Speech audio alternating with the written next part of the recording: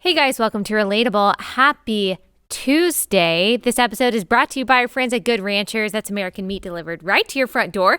Go to goodranchers.com/Allie. That's goodranchers.com/Allie.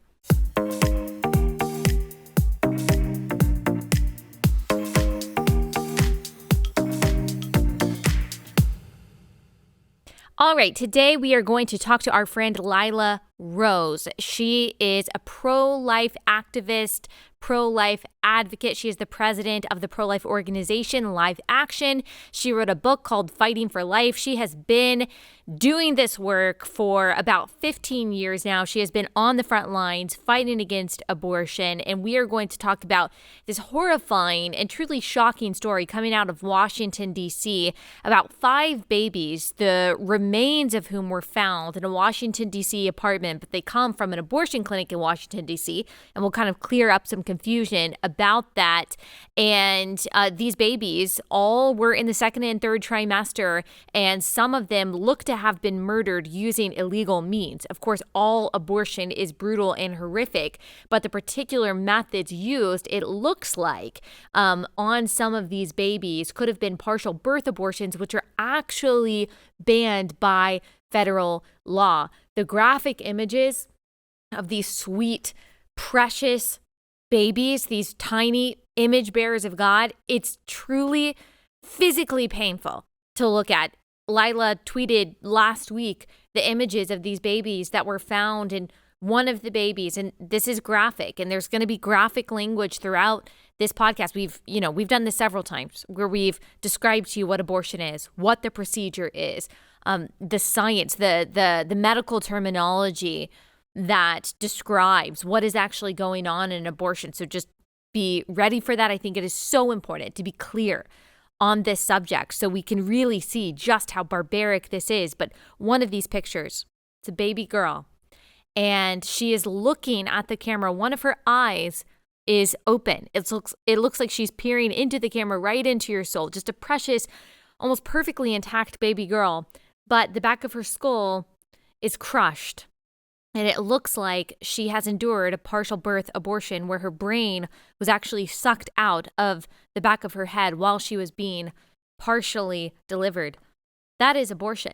Whether it's through that method or another method, every time you are murdering a defenseless, innocent human being with a soul. This is not nuanced. There are not caveats. There is no logical or theologically solid way to be personally pro-life but politically pro-choice. You can't be holistically pro-life without first being fundamentally anti-abortion. And you cannot be anti-abortion without, at the very least, bare minimum, recognizing that a child, a human being inside the womb, should have a legal recognition of their humanity, a legal right not to be murdered. We have no business calling ourselves pro-life if we can't even start there. Yes, we should take care of women and children. Yes, we should care about children outside the womb. Yes, we can debate the different policies that could create a culture of life. Absolutely. But that does not preclude us from being against the slaughter of unborn children. That's what we're going to talk about today. We're going to talk about this specific story and the hashtag that Lila and Live Action started, Justice for the 5. If we care about justice, we should care about justice for them. She's going to talk about exactly what happened here, some of the problems and the corruption in this particular DC clinic. We're also going to talk about the Christian responsibility to be courageous in the face of this kind of evil and how the history of the church compels us as Christians today to stand up for the most vulnerable, namely children. How the gospel compels us to do so. And we are also going to talk about the other legislation that's happening across the country, particularly in blue states, as we look to the potential overturning of Roe v. Wade this summer. May the Lord let it be so. And Lila is going to do what she does best, which is not only inform and educate, but also inspire you and encourage you. She ends this conversation with so much hope and so much optimism. So yes, it's going to be heartbreaking to hear some of the things that we're talking about because abortion is heartbreaking. It should make us sad. It should make us really angry. It should get us riled up. It should be hard to listen to. It should be hard to see those images. That's because God has made our hearts soft, and He has given us the grace of compassion to care about these things. And so allow yourself to hear what we're talking about. Allow yourself to go look at those images, which I don't think that we are actually able to show on YouTube, but they are on Twitter for now. So go look at those images, rest in that pain, like rest in that heartache, and let that heartache compel you to do something. And that's what Lila is going to encourage us in today. By the end of this conversation, you are going to, yes, be sad that abortion exists, but you are also going to feel so empowered and so filled with bravery and boldness to use your voice on behalf of the voiceless. That is what we are doing when we are talking about abortion. For all the people and all the Christians that you follow that talk about social justice, talk about caring for the most vulnerable and the least of these, if they're not also talking about abortion, then I think that you should ask them why. Sure, we don't have to talk about every news story all of the time. That's true. But for the Christian who says that they stand for justice and they're silent on this, I question if they are motivated really by justice and an obedience to God, or if they are just going along with the mainstream. The theme of this episode, is almost every episode that we have, is that politics matter because policy matters because people matter. That is the relatable alliteration that we repeat so much. Politics affects policy, policy affects people, and people matter. People matter. All right, before we get into the conversation, let me tell you about our first sponsor for the day, and that is Annie's Kit Club. This spring, you should make the most of your rainy days. You know, April can bring some April showers depending on when you live, and it can be really or where you live. It can be very difficult to try to make sure that your kids are entertained, that they're doing something productive and creative, even when they can't go play outside. And Annie's Kit Clubs is a really great way to help you with that. Whether your kids are into crafting, woodworking, or STEM projects, Annie's Kit Clubs has a membership for them. Your kids can learn new skills, express themselves, and gain confidence. With Annie's Kit Clubs, you can keep the whole family engaged and creative with hands-on monthly kits. So next time the family is stuck inside, or maybe you just want to be inside, especially as it gets hotter and down in the south, and you don't want to be sweating outside at 9 a.m. You want to do a nice, cool indoor activity. A craft from Annie's Kit Clubs could be a really great option for you. It's a great time to try Annie's Kit Clubs because they are offering 75% off your first shipment. All subscriptions are month to month. Cancel anytime. Just go to annieskitclubs.com/Allie. Get your first month 75% off. annieskitclubs.com/Allie. That's annieskitclubs.com/Allie.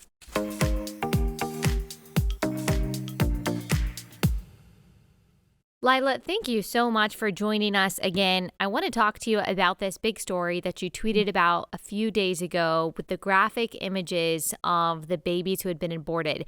These babies' remains were found in a D.C. apartment. They come from a D.C. abortion clinic there. Can you just give us the backstory of what happened and how these babies were discovered? Sure. Well, there first of all appear to be a lot of misleading stories in mainstream media about this case right now. So it's important to set the record straight. The core of the story is that the remains of 5 children, some of them nearly full term, according to the experts that have analyzed the documentation of their remains. The bodies of 5 children are now in the possession of the DC police and the DC medical examiner's office. And their children, 3 of them in particular, their bodies and the trauma on their bodies are consistent with potentially illegal abortions or consistent with the babies being born alive and then being killed. And so these would be federal crimes as well as possible District of Columbia crimes. And so it's absolutely essential, and what Live Action is calling on the DC police to do and the DC medical examiner's office to do is to investigate. They may have in their possession the evidence of federal crimes being committed against these children. And they, as of Friday, Allie, said that they hadn't yet done an autopsy. And that was 4 days ago. No autopsy had been completed yet on the children. An autopsy is necessary to ascertain whether or not crimes were committed against them. So that's really the core of the story. I can get into all the surrounding details about how this happened and why this is happening. But the core is that there are 5 children who need justice. Their bodies are with the DC medical examiner's office. He can do his job and do an examination, a pathological examination of the bodies. He has not done that yet. And until that's done, justice can't be had. And that is really the urgent item at hand right now. Yes, and I want to talk more about that core, but just for people who are trying to piece this together in their minds and they're wondering, hang on, how exactly were these bodies discovered? Can you give us those surrounding details? Because I understand the remains were found in the apartment of an anti-abortion, pro-life activist, possibly handed over by a whistleblower. But I think some people are kind of curious or confused since there has been so much misleading reporting about this. So can you fill us in? Yes, and I think what's also really confusing for people is one of the activists at the heart of the story, on the same day that she was in the process of handing the remains over to DC police. So she was doing that voluntarily. On that same day, the FBI shows up apparently at her home to indict her for for charges indict her for the FACE Act. So basically this federal law having to do with activism she did with several others 2 years ago. So it's this really unprecedented and strange coincidence. These were two totally disconnected things that happened.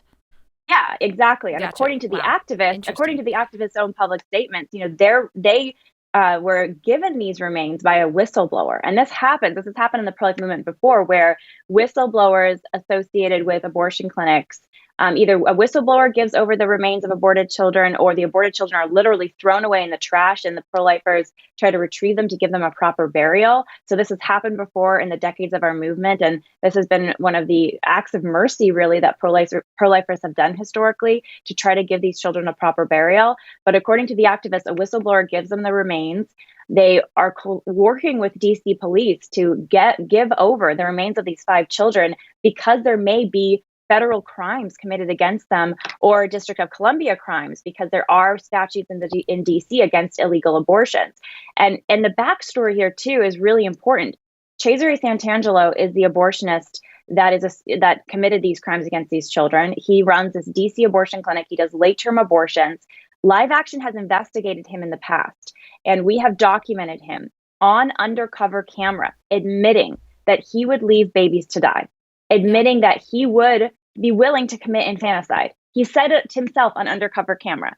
And he also says that the manner of how he kills these children is through cutting the umbilical cord, is what he claims on undercover camera, which, according to, again, the medical experts, and now it's about a dozen of them, have reviewed the documentation of their bodies, have said, actually, it looks like one of them is a partial birth abortion, which would be illegal. This little baby girl's neck was cut. Her brain was removed. One of the baby boys was born totally intact. So it looks like he might have been born alive before being killed, maybe drowned. We're not sure. So it is crucial that DC police and the DC medical examiner take action now. That's why Live Action is urging everyone to call the DC medical examiner's office and say, do your investigation, do an examination of these bodies, get a qualified pathologist in there and do an autopsy to find out how these children died, and then investigate Cesare Santangelo. He is, I believe, operating illegally in DC, and he's committing infanticide.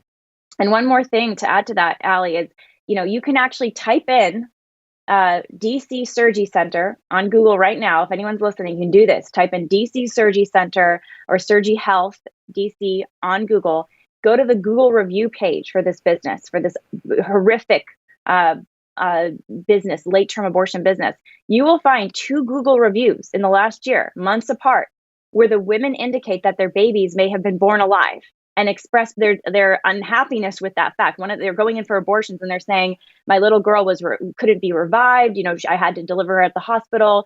Another woman saying that I don't know if the baby was born alive. This abortionist is, I think, doing this prolifically. He is committing abortions on viable babies.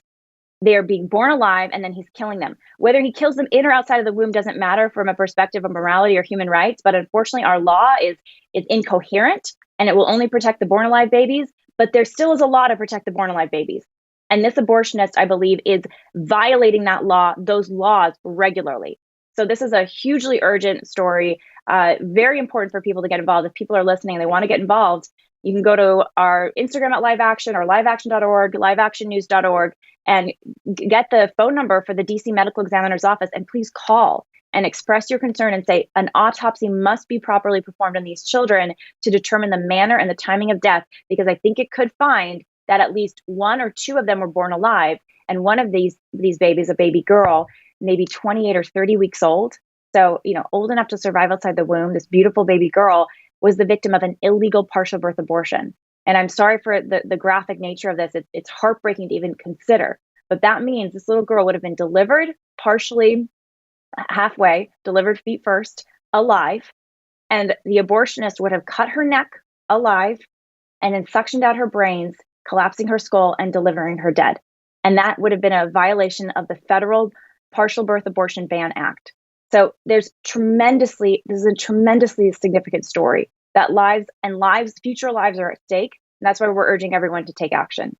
And it really makes you wonder if this is happening at this abortion clinic. And as you said, you have gotten this particular abortionist on camera. I watched the video. It's on the live action website saying, and you can tell he's kind of squirming, admitting what he does, that if a baby is born alive, then he would do things not to help it, I think was his particular language. And of course, this is something that is not just kind of admitted behind closed doors. We had the governor of Virginia just a couple years ago say on radio that if a baby survives an abortion, the mother and the doctor would put the baby to the side and kind of decide what to do. And so that really makes you wonder, how often is this happening that we don't know? As you mentioned, the partial birth abortion ban went into place in the early 2000s. And so technically the kind of abortion that you just described, where the brain is suctioned out while the baby is still alive, being partially delivered, is technically illegal. But I have my doubts that someone like Leroy Carhart, who, has talked about under giving testimony in court that he has performed this kind of abortion on living babies several times. Yep. Kermit Gosnell, obviously one of the most horrific cases. It just makes me wonder if this is actually happening against federal law very consistently, and we just happened to find out one of many instances. Yeah. Allie, it's happening everywhere. I mean, listen, there are I've been investigating the abortion industry for 15 years. Live Action's been researching it for the last decade. There are tens of thousands of late-term abortions at minimum happening in our country every single year. In every single late-term abortion, you have to take a viable baby and you have to somehow deliver it, but make sure it's dead before it's delivered.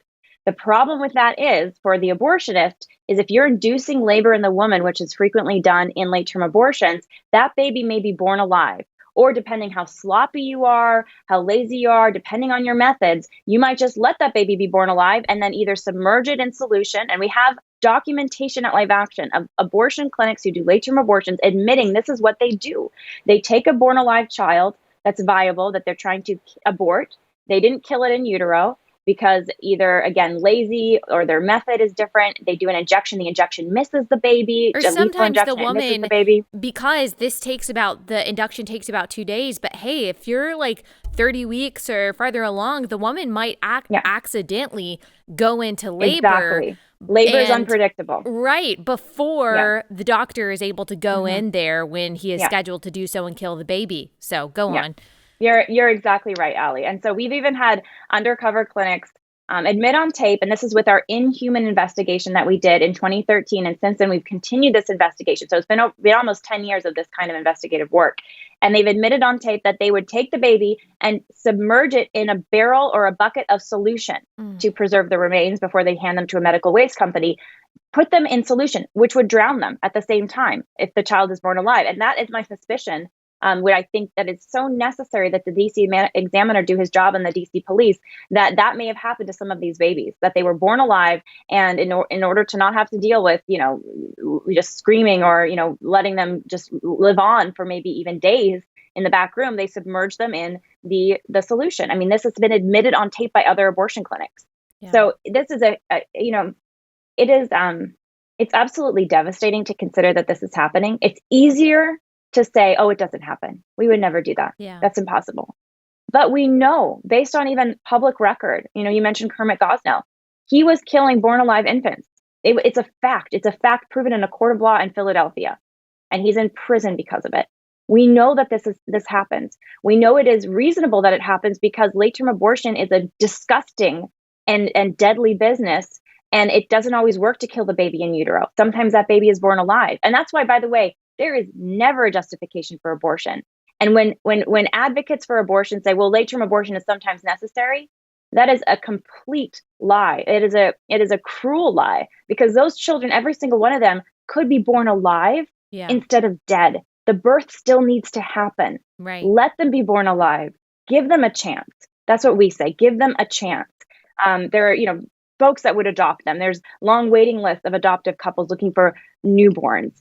So, there are safe haven laws in many states. There's safe haven laws. Exactly. And looking at the political landscape right now, there are multiple states, and I think, you've been tracking this carefully on your show, Allie. There are multiple states that are trying to pass laws to decriminalize any kind of abortion or even infanticide in the first few days or months of the baby's life. They don't want any protection for these children. I'm talking about California. I'm talking about Colorado. I'm talking about Maryland. I'm talking about New Jersey. States that are passing laws that say a woman can have an abortion for any reason up until 9 months. And even maybe in the perinatal period, which could be up to maybe 60 days after the baby's birth, it's up to her and her doctor to decide what care the child gets or lack of care. Yeah. So presumably the child could be left to die. And, again, people think, well, could never happen. It is happening. It's been documented to happen. And it is up to every one of us to do something, because this is the greatest human rights abuse that I think our planet has ever seen, is the sheer cruelty against infants, against prenatal infants, and the laws that are being weaponized against them. Yep. There's a quote by R.C. Sproul. He's a Reformed theologian, and he often said when he was alive, if I know anything about the character of God over the 40 years that I've been in ministry, it's that he hates abortion. And I think if there's anything that the Christian knows about the God who made us in his image, who himself came in the form of a baby to become our redemption, who, against the protestations of his disciples, welcomed the little children to himself, who says in Psalm 139 that he knit us together purposely and specifically and lovingly in our mother's wombs. If there is anything that we know about that God, the God who demanded the death penalty for child sacrifice in among Israel in the Old Testament, if there's anything that we know about that God, it is that he hates abortion. That doesn't mean that he hates the women who have had abortions, that there isn't grace and forgiveness and mercy and redemption for them, because there is, just like there is for all of us.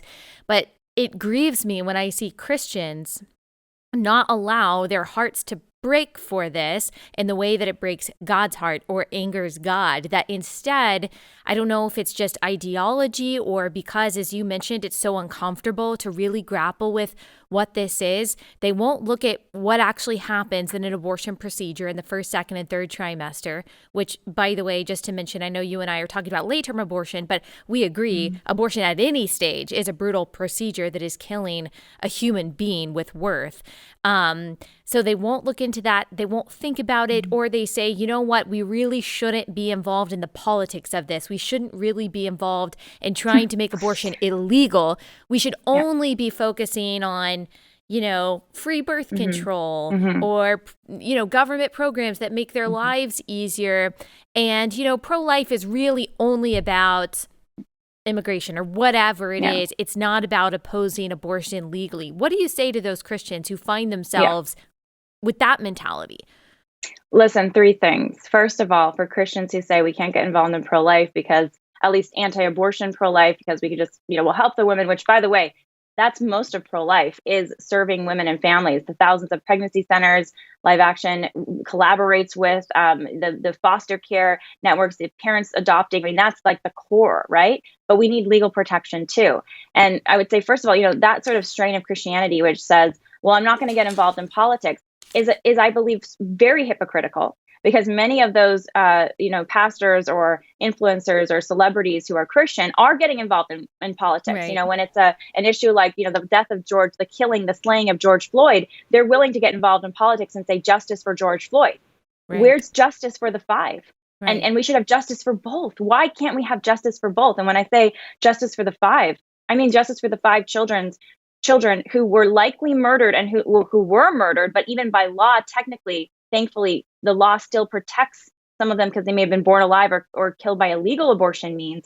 And their remains are their bodies, their infant bodies are with the medical examiner's office in DC, and he is doing nothing. He is just sitting on this evidence and probably waiting to dispose of it like trash instead of even letting them have a proper burial, when there are many Christians who want to give these children a proper burial. But the first thing is, I think it's hypocritical for Christians that say, well, I'm not going to get involved in politics. You live in a country with rule of law. You are required to participate as a good citizen. You are required to participate. It is shirking your duty as a Christian and as a citizen to not participate. And to participate means to call strongly and boldly and unapologetically for legal protection for all children, not just some, all children. The second thing that I think is important is that Christians, I think we tend to, especially in popular culture, we tend to take cues from the culture. We want to be liked. We think that, we want to show Christ well. And so we want it to look good. And so we don't want to go against what the sort of, the muses of the day are saying, the popular voices of the day are saying. And if the popular voices of the day seem to say, oh, abortion doesn't really happen like that, abortion's okay, abortion's empowering, then a cowardly Christian will shut up. A cowardly Christian will make excuses and rationalize and not do anything. But we're not called to be cowardly Christians. To be a Christian is to be courageous. It's to be loving. It's to sacrifice everything. That's what Jesus did. He sacrificed everything for others, for us. And so if we're going to follow in his footsteps, it means picking up our cross. And that means being willing to take whatever unpopularity comes with that. Right. And then the final thing that I think is important for Christians to understand right now and is a challenge for Christians is, because we want to be compassionate, it is easy to fall into false compassion. And I have a whole chapter about this in my book, that my first and only book, where it's called Beware of False Compassion. And a Christian might listen again to a sob, these are sob stories. They're heartbreaking stories. A woman talking about why she feels like she needs an abortion, and the abortion she says it was good for her. The right. Perspective of the woman, getting inside the woman's shoes. And by the way, I think that's essential. I'm a woman. We need to get inside each other's shoes. But we can never get inside of someone's subjectivity, get inside their eyes, they see it there from their perspective, and use that to justify violence against children, against innocents. We can never do that. And so, be compassionate, but be justly compassionate. Right. Be fairly compassionate to both woman and mom. And we have a slogan at Live Action, both woman and baby. We have a slogan at Live Action, which is love them both. Love the woman. I'm a woman. I love my fellow women. Fight for women, advance women, but love the child too. You can't. And the truth is, you're not actually loving her. You're not actually being compassionate to her if you are accepting or encouraging or just sitting on the sidelines while a woman walks into an abortion clinic. And the reason for that is you are permitting your sisters to live the lie that their child has no value and that this is a good thing for their life. And that lie is going to devastate them if it hasn't already. It always does. It always devastates. Abortion always devastates. So from those three perspectives, Christians are being hypocritical to say, we're not going to get involved in politics. It's your job. It's your civic duty. Christians who want to be popular, quite frankly, and it's in some ways it's not popular to be pro-life, although I think that's going to change. So, help make the change with us. And then the final way of you don't be falsely compassionate, be authentically compassionate. And that means seeing both victims and recognizing that violence against children with abortion is never the answer to any problem or any crisis that anyone faces.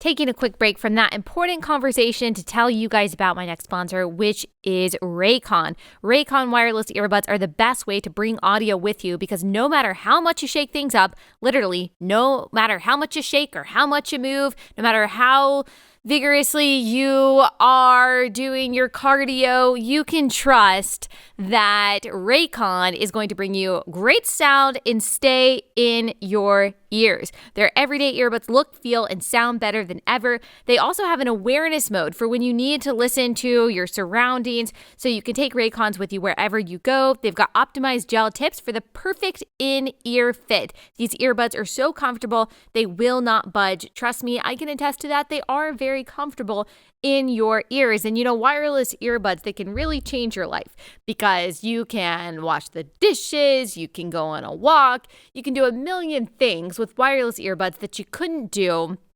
with, the cords that get all tangled up and they don't look good when you're video conferencing or doing something like that. So you should try out Raycons. Also, they are a lot cheaper than their competitors. And so if you've been thinking about getting wireless earbuds, you should try out Raycons, save some money. It'll also make your life easier. It's no wonder Raycons everyday earbuds have over 48,000 five-star reviews. Right now, Relatable listeners can get 15% off their Raycon order at buyraycon.com/Allie. That's buyraycon.com/Allie to save 15%. Buyraycon.com/Allie.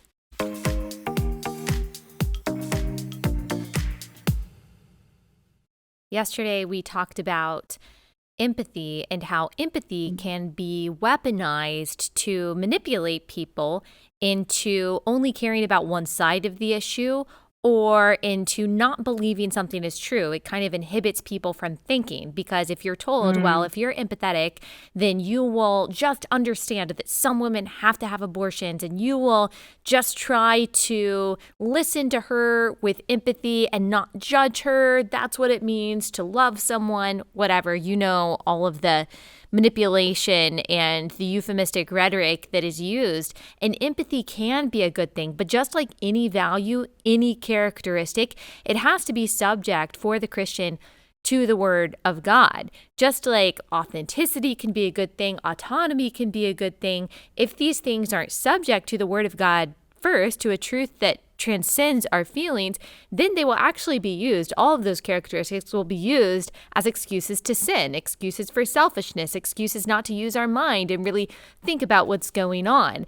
True love, as you mentioned, is just. And so we're not just looking at the woman involved, we are also looking at the victim, which is the child. And so Christians have to be very careful not to be caught up in kind of the emotional mainstream rhetoric about anything, but in particular about abortion. And you brought this up so perfectly. And people always ask, as I'm sure they ask you, like, what do I say to this argument about abortion? What do I say to this argument about abortion? Well, there's a million ways. Live Action has equipped people really well in this way. But I think the essential rule, always bring it back to the child. If someone brings up, well, what about this scenario? Or what about this? Bring it back to the child. In every situation, abortion kills a child. And simply ask, does this circumstance justify the murder of a child?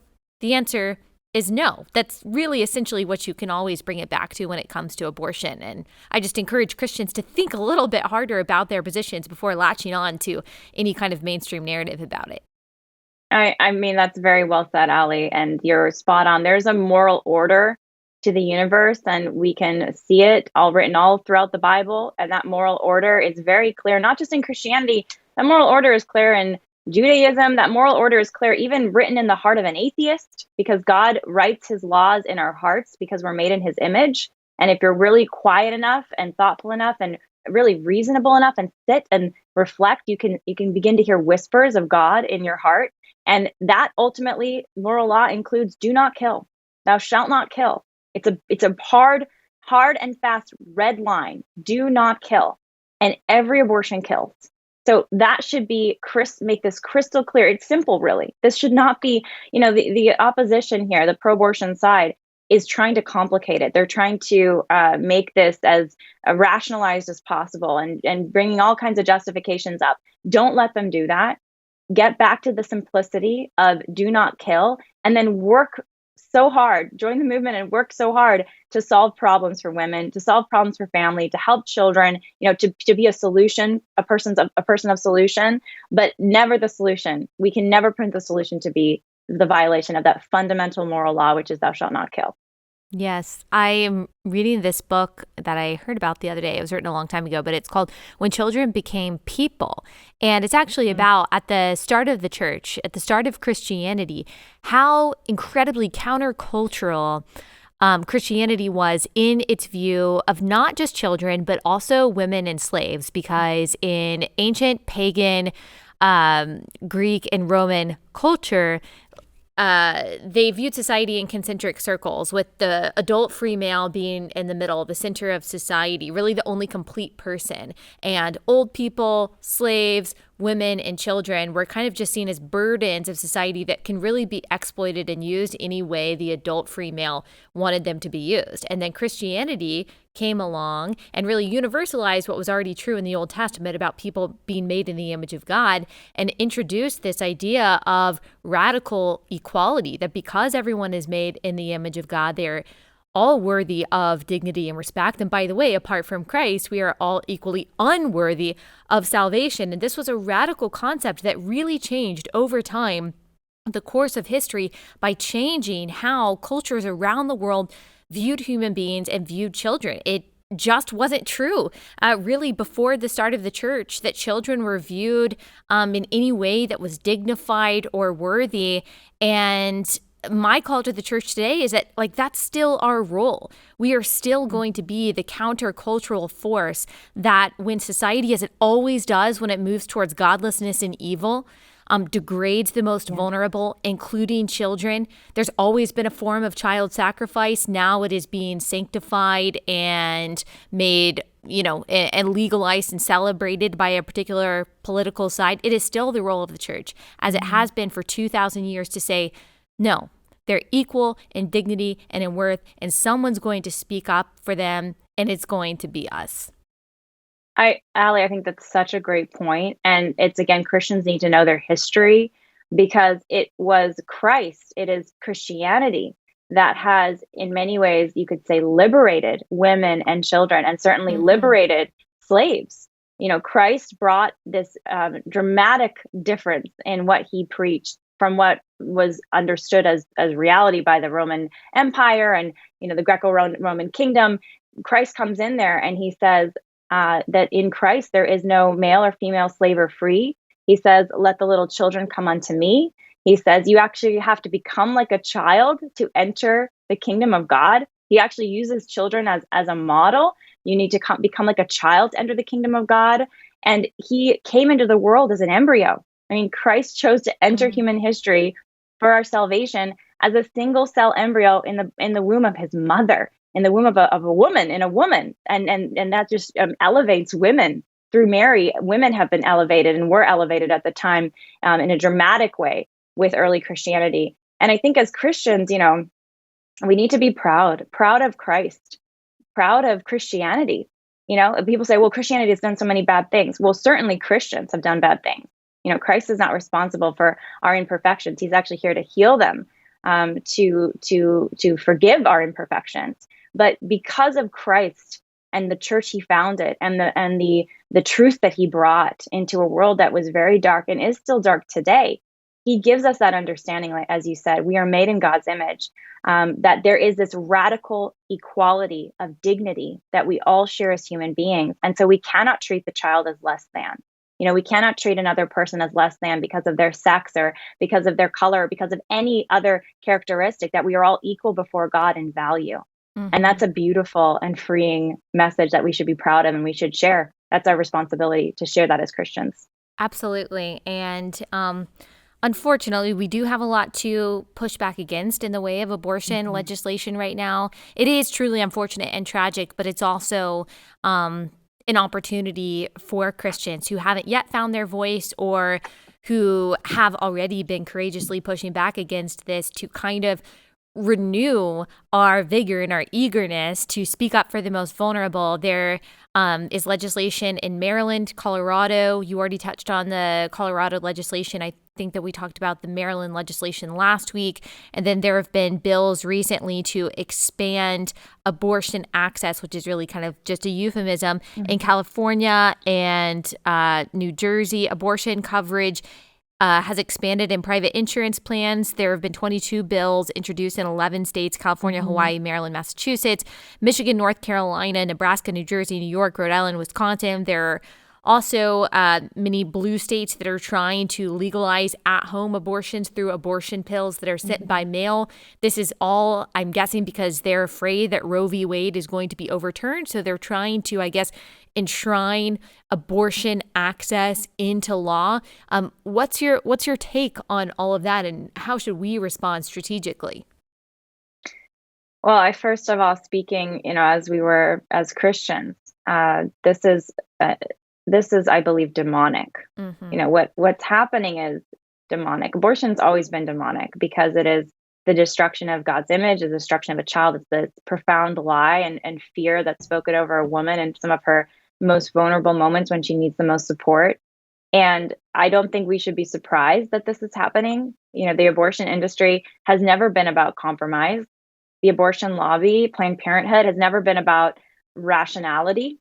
They've always been science deniers, if you want to use that popular term, denying the reality of humanity in the womb. There's part of this mysticism that says that abortion doesn't kill, that life begins at birth. What more mystical idea is that? It's silly. It's not. It's completely inaccurate.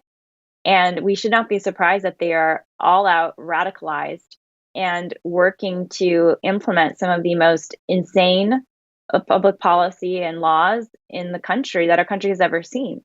But this is the fruit of Roe v. Wade, Allie. I mean, I know your listeners are very educated, and I'm sure many of them know this, but Roe v. Wade in 1973, when that Supreme Court case was decided, and then the companion case was decided shortly after, Doe v. Bolton, these cases together effectively legalized abortion through all 9 months for any reason. So it basically said that if a woman had enough of a reason, personally, emotionally, mentally, socioeconomically, and she and her doctor, presumably the abortionist, agreed to it, there should be no limit on when or how she has an abortion or for what reason. So that permits abortion through all 9 months. So what these states are doing, and they're saying, well, we're just protecting existing abortion rights. Like if you, I was tweeting about the Colorado law yesterday as an example. The governor of Colorado just signed into law and what would legalize abortion through all 9 months. I mean, it's already largely legal through all 9 months in Colorado, but he further codified it without any conscience protections. So that means if you're a medical professional, because he codified abortion as a right. Now, if you're a medical professional denying a woman a right, if you're an OBGYN and you don't want to commit an abortion on a baby, that you could potentially be sued for that because you're denying this woman her right. There's no conscience protections in the law, but that's the direct fruit of Roe v. Wade. Mm-hmm. And so, again, we should not be surprised by any of this. We should be heartbroken by it. We should be outraged by it. We should educate on it. We should advocate against it. I am very hopeful that this is the sort of the dying scream of the abortion industry right now. They are screaming through this legislation, through their friends in media and politics. I mean, even the media coverage of the story of the 5 babies that have been found in DC and that need justice, their remains are their bodies are with the medical examiner's office, and we need to call them and order that autopsy to be done and justice to be served. Even the media coverage of that story Allie, has been insane. The CBS News affiliate has been attacking the activists, has been, pulled in some rando experts and pro-abortion ladies saying that, late-term abortion is fine, just like not even no inch of journalistic integrity or curiosity. No, like, what was the condition of the baby's bodies? If these are nearly full-term infants, how do we know that it wasn't infanticide? If you find the body of a nearly full-term infant and you just like tuck it away and you give it to the police. The police just are like, oh, hot potato. I don't know what to do. Okay, tuck it away. What you just leave you find a body of a nearly full-term infant and you do nothing. Right. The authorities do nothing. I mean, what a tremendous dereliction of their duty. They're completely shirking their duty to investigate what might be a murder case. And I think it is a murder case in DC. So, we should not be surprised of the extremism here. Our response should be expose the works of evil, expose them, do it lovingly, patiently, boldly, do it faithfully. It's hard. I know you've been doing it for years, Allie. I know many of your listeners do it themselves, and I know it's hard. It's personally and emotionally draining. People don't want to listen. They get upset, whatever. But I guarantee you we're making progress. I guarantee you. And we've seen it. I mean, there have been There has been more pro-life legislation in the last 2 years than in the entire history of the pro-life movement. More pro-life legislation, historic gains in pro-life laws, historic. And even the pro-abortion side is admitting this and saying it's the worst year yet. Last year is worst year ever for the pro-choice cause. That's good. And Roe v. Wade may be on the chopping block right now. I know you've already done episodes on that, explaining that, but this case that Dobbs v. Jackson, that has been heard and is going to be decided, very likely will cut at the heart of Roe v. Wade and further empower states that are just to enact pro-life laws. And then on a cultural perspective, I think the more the works of evil are exposed, the more people wake up, the more many have the opportunity to turn and become pro-life. And I do see that happening. Live Action is privileged to be on the front lines of that. Our job is to go out there and we reach millions of people every week with the truth about abortion and human life. And we see hearts and minds change all the time. And it's very encouraging. I was pro-choice, now I'm pro-life. Oh my gosh, I had no idea that's how abortion was done. Exactly. And I know you get that on your show too, Allie. You're changing hearts and minds. And it's because, we're not out there just with our opinions here. I mean, we have opinions, but we're out there sharing truth that we've been entrusted with. I'm not better than anyone else, but I've been given the opportunity to learn. And I want to give other people that opportunity too, because we live in a culture of lies. And the more that people learn, the more that people see the truth for what it is. And we can change this. We can make this country pro-life. And I think with God's grace and his mercy, which there's plenty of it, we're well on our way.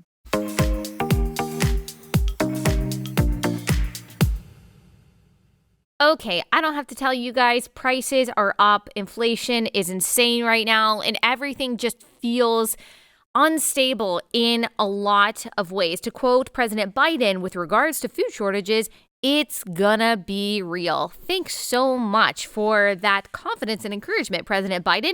Inflation is continuing to skyrocket, and as the dollar becomes less every day, we need to transition our nest egg to something of worth with gold and silver from Birch Gold. That's right, Birch Gold will help you convert an IRA or 401k into a tax-sheltered account in gold and silver. Get started now. Just text Allie, that's ALLIE, to 989-898. With thousands of satisfied customers and an A+ rating with the Better Business Bureau, Birch Gold can help you protect your savings. Text Allie to 989-898 to get a free info kit on gold. No obligation to get this info. Just text Allie to 989-898. Allie to 989-898.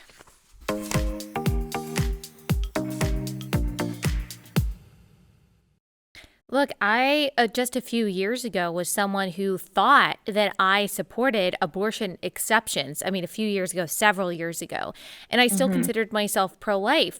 What changed my mind? Literally just thinking about it. Now, obviously, the power of the Holy Spirit through sanctification and changing my heart, and I'm sure that maybe Live Action had something to do with that. I don't remember if there was any specific video or time that I saw, but I think I actually posted something about maybe being okay with abortion and rape or incest, and I got some pushback on it. Literally, I just hadn't really thought about it. That why would the circumstances surrounding someone's conception change whether or not they should be subject to the death penalty as a child? That didn't make any sense. And yet I just really hadn't weighed the logic. It just kind of sounded like maybe it was reasonable or a moderate or a nuanced position to have. I think that's the position that a lot of people find themselves in. They just haven't thought about it. They really just haven't thought about it. They don't know what abortion really entails. And people will say, as you mentioned earlier, when you explain what an abortion procedure literally is, which is brutal. It's just brutal in every single case. People will say that you're lying, as if abortion could be done through non-brutal means, as if you could kill a child in the womb through like fairy dust or something like that. But people should really take courage in what you're saying, that when the truth is on your side, when you don't have to use euphemisms, when you don't have to use rhetorical tricks, when you don't have to cover up what is actually happening, but science and pregnancy, everything we know about fetal development and gestation, when the procedure itself all helps our case, then you know that you're on the right side.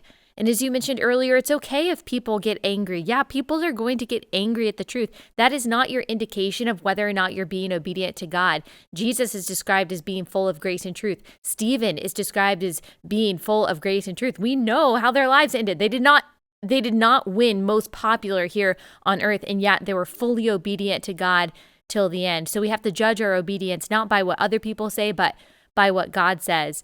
And I think you're such a great example of that. And I'm just very thankful. I'm very thankful for what you do. So can you, any final thoughts, and where can people find you and support you if they don't already follow you?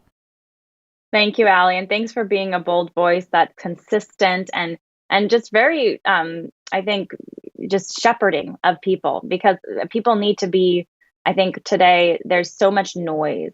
And it needs to just be broken down. People need to help connect the dots, help break things down. I think you're right. Using our minds, God gave us our minds. Critical thinking is our best friend right now to wade through the mess out there. And if we just give ourselves a beat to take a pause and say, okay, does this make logical sense? Let me think this through. That will really serve us. And it certainly has served me. And I know it served you. And you just said it served you in a huge way on the abortion issue, to actually take a beat and think about it, because everyone's just railing against, pro-life, or they're railing with their opinion instead of taking that pause to think. Just some final thoughts. I mean, we are, I don't know when this episode is coming out. When is this episode coming Today. out that we're This doing afternoon. right now? Today. Mhm. You are awesome. Okay. So it's coming out today. It's Tuesday.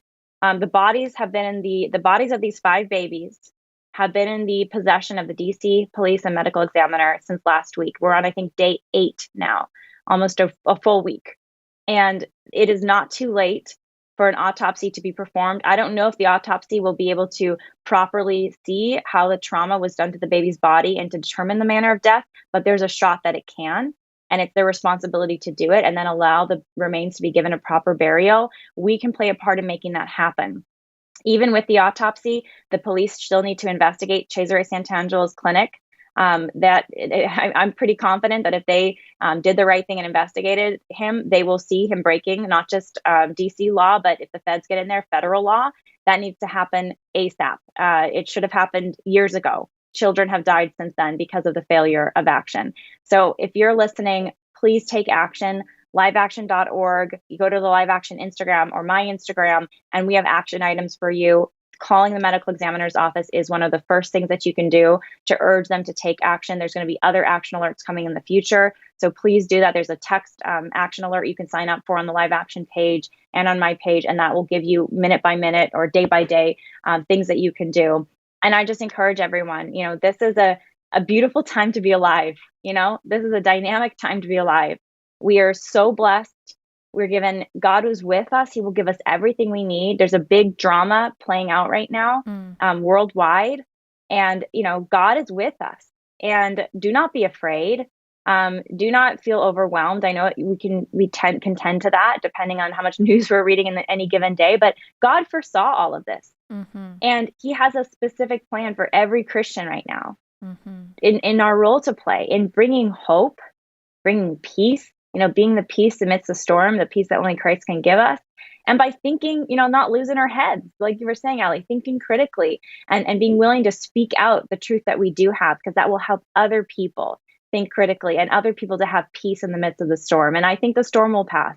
I do think that this dark time, it's going to get better. I think that our brightest days are ahead, both as a country, the United States, and as a world. I do think that God will bring many more souls to him, and we can be part of that. And so, keep your peace, don't lose your heads, and please call the DC Medical Examiner's office and join us in this particular fight, because we want justice for these 5 children, and may the justice for them help bring about justice for other children. Yes, thank you so much for that optimism and that hope. That's something that we need, especially right now. I also encourage people to pick up your book. It's called Fighting for Life, and I think you can get it wherever books are sold. We have it in our house. It's a great book. It's very encouraging and empowering. So thank you so much. Thanks for taking the time to come on. I know this is going to edify a lot of people. Thanks so much, Allie.